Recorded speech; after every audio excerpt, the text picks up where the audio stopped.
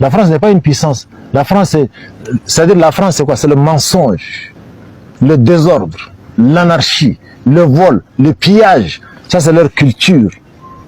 C'est leur formation. La France, qu'est-ce que la France a apporté en Afrique? Je veux une seule personne ici dans toute l'Afrique francophone qui lève le doigt pour me dire que voilà le positif que la France a amené. La France n'a rien amené de positif en Afrique. Elle n'a amené que de négatif. Et quel pays francophone comme ça que tu as vu émerger? Le seul qui s'est débrouillé à s'émerger, c'est le Rwanda. Et là aussi, il a fallu qu'il quitte la langue française. Mais aujourd'hui, la Côte d'Ivoire est bien avancée. La Côte d'Ivoire n'est pas avancée. Si on voit la capacité de la Côte d'Ivoire, elle n'est pas avancée. Elle est avancée en quoi? Quand tu as la capacité de voyager en avion et que tu voyages en charrette, tu veux dire que tu as avancé? Ils ne sont pas avancés. Si on a chassé les baboules, c'est à cause de la transformation du cacao. Et on a amené quelqu'un qui est d'accord qu'on transforme, pas qu'on ramasse tout ça, on amène à Macron. La France n'a réussi nulle part, ni en développement, ni en quoi que ce soit. Je vous donne un exemple. Mais la langue, c'est un plus. La langue est un plus, je ne crois pas. Parce que la majorité de ceux qui ont été formés en français en France ne nous ont servi à rien. Quand tu parles ici en Afrique, quand on te parle des militaires, on te dit de Saint-Cyr. Cite-moi un seul Saint-Cyrien militaire qui a pris le pouvoir ici en Afrique et qui a développé son pays. Il n'y en a pas. Tous sont des moches. La France ne nous fabrique que des cancres. Elle ne nous envoie que des incompétents. Dis-moi un seul ressortissant des universités, des grandes universités françaises qui a dirigé l'Afrique et qui l'a amené là où on veut. Il n'y en a pas. Et les militaires, à chaque fois quand on parle, les Français se vantent, ça c'est un Saint-Cyrien, un Saint-Cyrien. Ils ont fait quoi? Sankara a étudié à Madagascar ici, étudié à Yaoundé ici. Il a dirigé le pays pendant 4 ans. Et ce que quand Sankara a laissé comme souvenir, ça va rester 4000 ans. Parce que jusqu'ici, le Burkina marche au rythme des idées de Sankara. Et là, il a eu la chance qu'il n'a pas été au Saint-Cyr. S'il était au Saint-Cyr, il ne pouvait pas faire ça. Donc il deviendra cancre. Oui. Oui.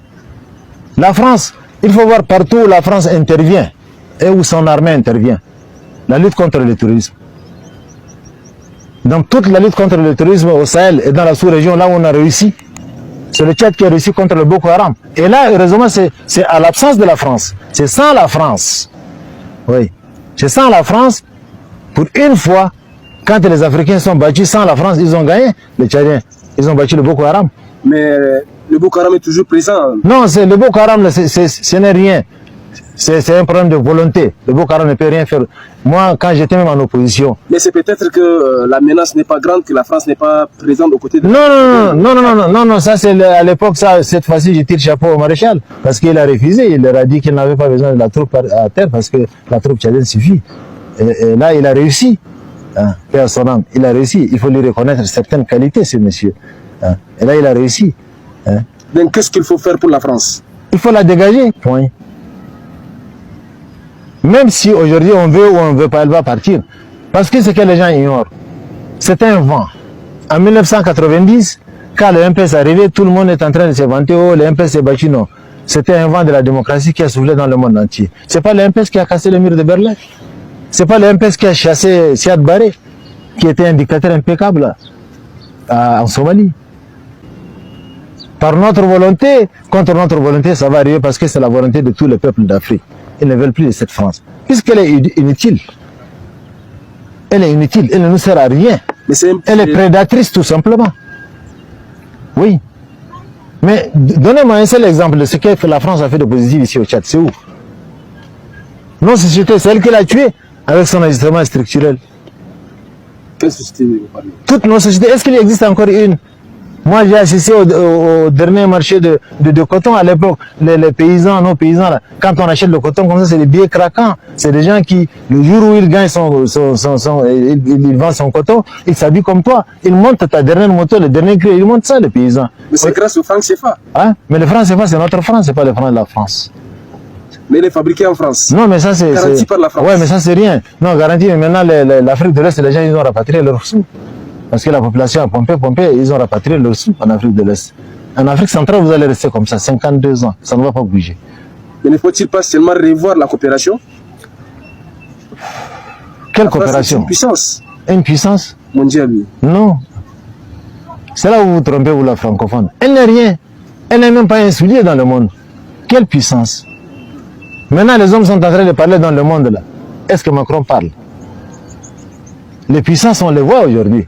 La France n'est pas une puissance. La France, c'est-à-dire la France, c'est quoi? C'est le mensonge, le désordre, l'anarchie, le vol, le pillage. Ça, c'est leur culture. C'est leur formation. Voilà. Tout ce que nous voyons ici en Afrique francophone, là, c'est la culture française. C'est l'éducation française. La France n'est pas une puissance. Elle est une puissance pour ceux qui croient en elle. La France n'est rien. La France. La preuve est là. Aujourd'hui, quand les grands hommes parlent, les Poutine parlent dans le monde, où est Macron? La France n'est rien. La France est quelque chose pour ceux qui croient en elle. Mais nous autres, nous ne croyons pas à la France. Mais est-ce que la Russie est une solution pour les pays africains? On voit dans même à la dernière manifestation de mai 2022, Ouattara brandit les drapeaux russes. Est-ce que la Russie est une solution pour nos problèmes? Non. Non. La Russie est une solution. Aucune solution ne viendra, j'avais déjà dit ça. Aucune solution à nos problèmes ne viendra ni de l'Orient ni de l'Occident. Ça vient de nous-mêmes, c'est un problème de volonté. C'est un problème de volonté.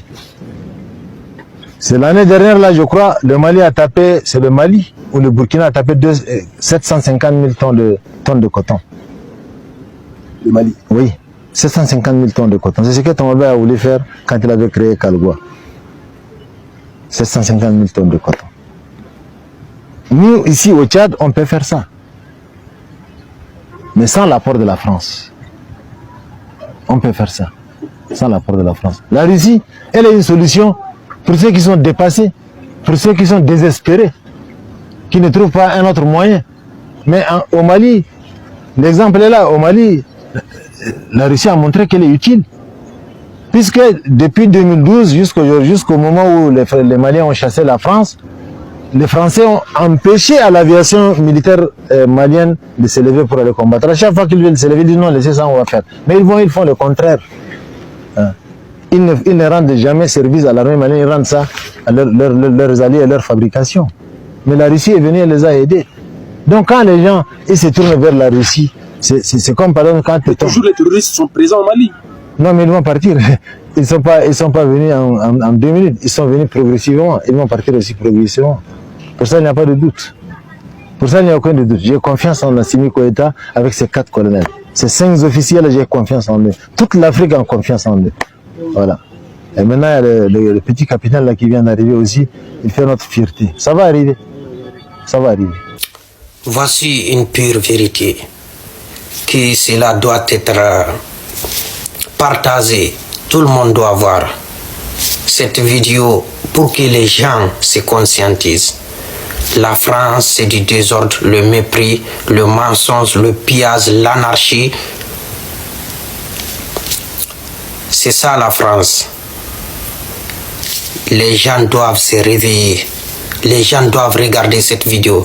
La manière que la France doit être sanctionnée, c'est de leur chasser dans vos territoires, s'opposer à leurs intérêts. Mettre fin à la France-Afrique, c'est la seule manière, la seule façon pour sanctionner la France. Aujourd'hui, il y a d'autres pays qui se sont réveillés, l'AES, le Niger, le Burkina et le Mali. Tout le monde doit suivre l'élan que l'AES est en train d'avancer. Aujourd'hui, l'AES avance à grands pas. Par rapport à d'autres, qu'on impose la monnaie du franc CFA. Cette monnaie qui est fabriquée en France.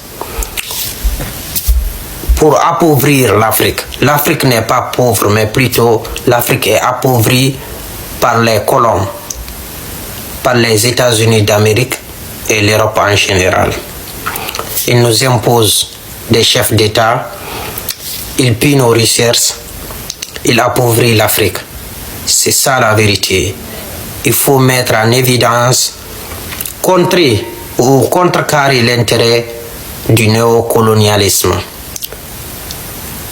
des Occidentaux. C'est ça la vérité.